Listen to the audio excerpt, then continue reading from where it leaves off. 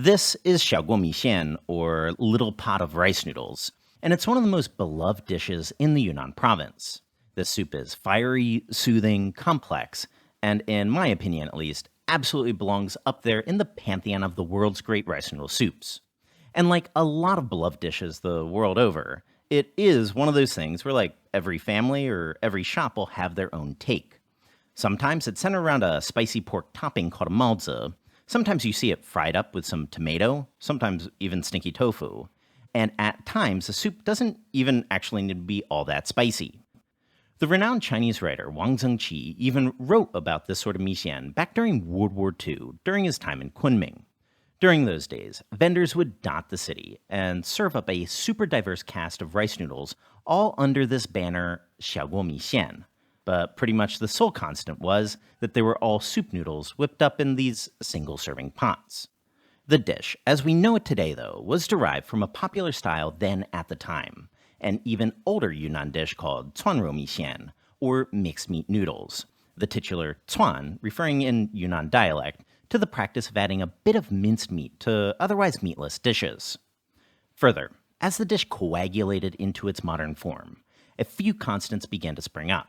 Suan cai, which are the local Yunnanese fermented mustard green, subs forthcoming, jiaotongjiang, a spicy fermented bean paste, sub also forthcoming, and finally jiu cai, that is, Chinese chives. So, what we wanted to do then today was two things. First, we wanted to show you how to make the modern Kunming style of xiaoguo mixian, as close as we could possibly get it to what you could find on the streets in Yunnan. But, in addition to that, we also wanted to take inspiration from the genealogy of the dish to whip up an admittedly quite different cuanro mixian with ingredients that should be Western supermarket available, so that even if you don't feel like going the whole 9 yards here, you can still hew to the essence of the dish, which is to make a tasty rice noodle soup with whatever you have local to you. So, to get started with your Kunming style Little Pot Rice Noodle, you'll predictably need rice noodles. Now, the style of rice noodle used here in Yunnan is something called mixian, an extruded noodle. And if you happen to be in Yunnan, it'd totally be the type of thing that you could just buy fresh at your local market. Of course, today we'll be working from dried. And while at the grocer, you'd ideally be looking for something labeled mixian. Much more common to find and equally good to use would be a Jiangxi-style rice noodle like this. That said, obviously, for the Western supermarket one, I know that none of the above are exactly available at a Kroger's, so just work with what you got. Pho noodles usually seem to be pretty around and would also taste pretty good. But for us, with this sort of thicker rice noodle, to prep them, first soak it in cool water for at least 4 hours, or alternatively up to overnight. While that's soaking then, let's prep everything else for the Kunming style of the noodle. Before we do anything though, we will need to sort two ingredients that are practically pillars of Yunnan cookery. That is, a powdered form of star anise, together with a similarly powdered form of caoguo, aka Chinese black cardamom. And again, this is the same sort of deal. For the Yunnan-based in the room, you could just buy these, but we're not, so the hard way it is. So, we'll be toasting these at first, so 3 to 4 star anise into a pot. But for the caoguo, we'll annoyingly have to de-seed those first before anything. So just slice the guy in half. Scoop out the insides because we'll only be using the shell. And by the way, this was 3 caoguo in total.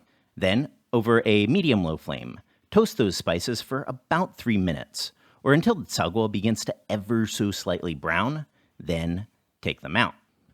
Then, using a coffee or spice grinder, blitz the caoguo into a powder, then the star anise into a powder, and finally set both of those aside. Now, that out of the way, let's sort those 3 fundamental xiaoguo mixian components. The simplest of the 3, assuming that they're around, is of course jiu cai or Chinese chives. For this Kunming style dish, there's no real sub for the stuff, and they should also be available at Korean supermarkets under the name buchu. But you'll want 30 grams worth for each serving, so just remove their hard fibrous ends and slice the remainder into 1-inch sections. Then, second bit of our xiaoguo mixian trinity, Yunnanese suan cai. Now, suan cai is a really cool ingredient. It's sort of like halfway between the more general Chinese suancai, fermented mustard greens, and Sichuanese yatzai. Plus, it's seasoned with a nice kick of chili. For this dish, though, we do think that it can be substituted with the aforementioned suancai, albeit with a couple adjustments. So, first we'll mince up 40 grams worth per serving. And for your visual reference here, full disclosure that today we decided to prep 4 servings in all. And then with that, we'll be frying it to both season it and mellow it out. So, to a wok, swirl in a bit of oil, then go in with a half teaspoon per serving of dark brown sugar. Over a medium-low flame, fry that until it's dissolved in with the oil. Then add in your chopped suancai. Give that a quick mix. Then go in with a quarter teaspoon each per serving of both the star anise and the caoguo powder.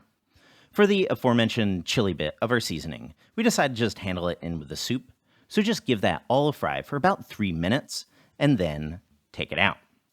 Last bit then, jiaotongjiang, which we assumed would be something totally unavailable in the West, but shockingly, actually seems to be available online at least in the US over at at least at the time of writing.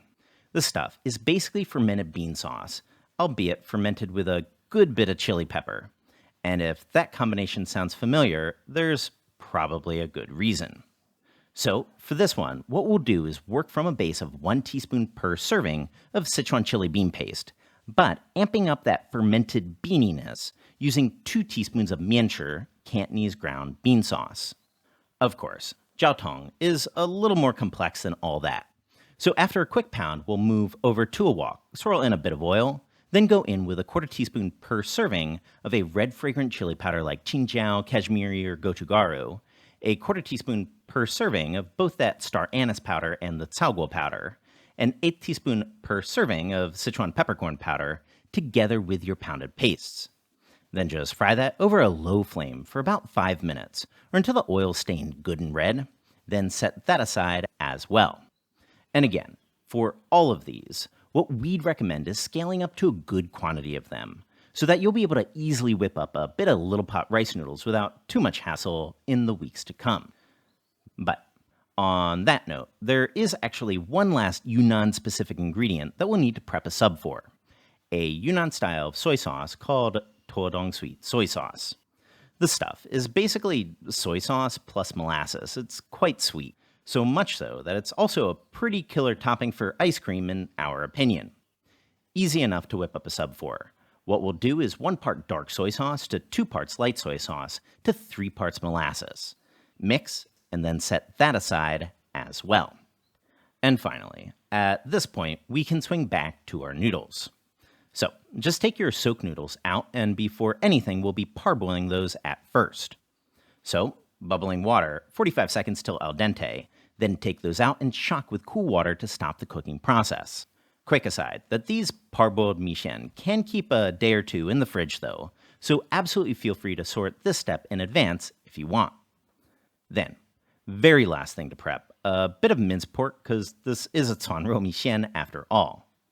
So, 60 grams worth per serving, marinated with an 1/8 teaspoon salt, 1/8 teaspoon sugar, half teaspoon cornstarch, a sprinkle of white pepper powder, a quarter teaspoon soy sauce, a half teaspoon liaojiu aka Shaoxing wine. Mix that all super well for about 1 minute, and then we can cook. So, to a pot, toss in 2 1/4 cups of stock, preferably pork stock, but chicken stock or water would also be fine, and get that all up to a heavy simmer.